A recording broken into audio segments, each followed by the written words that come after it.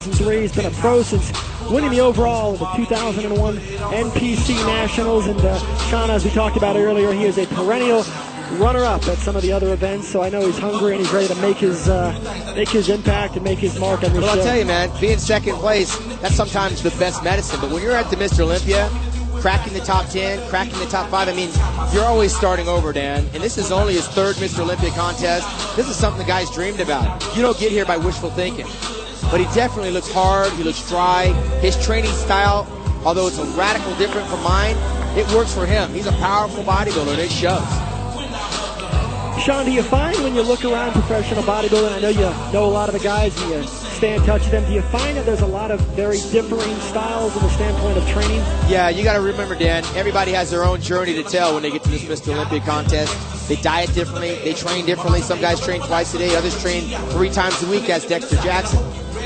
Johnny Jackson has his own style, and it's heavy and it's hard, and he trains at Branch Warren in the heat in Texas where it's hot and it's humid. The knock on Johnny is he needs bigger calves. He needs a little bit more thigh sweep to go with those upper traps that he's got. I mean, those are things that take years sometimes to develop. When you get to this level, it's not what you have, it's what you're missing. Yeah, you made a great point. In bodybuilding, it's often your glaring weaknesses that are the focus from a judging standpoint. Obviously, Johnny Jackson has tremendous thickness through his pecs. His traps are tremendous. His back is very thick. But the minute you're able to identify a weakness, that's when you knock him down. Yeah, and you know what? Year to year, the judges are looking to see if you're bringing those weaknesses up. More importantly, what works for Johnny Jackson, what keeps him in the top of these competitions, is that he comes in shape. They have to reward that, regardless of the weaknesses that he's still working on. His conditioning is always spot on. Yeah, as far as aesthetics and symmetry, he definitely foots the bill. Surprisingly soft-spoken, too, for a guy this big and powerful. Johnny Jackson from Texas. Johnny Jackson, a style all his own.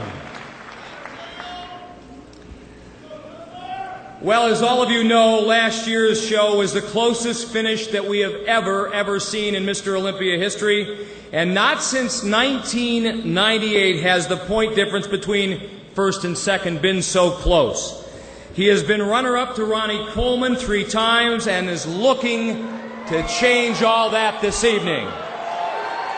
He lives and works just minutes from here in Las Vegas.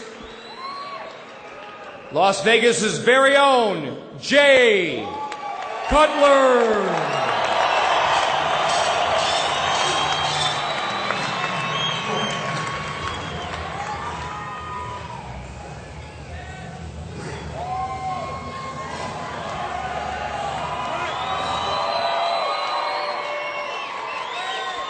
Back in 2001, after the preliminary judging, Jay Cutler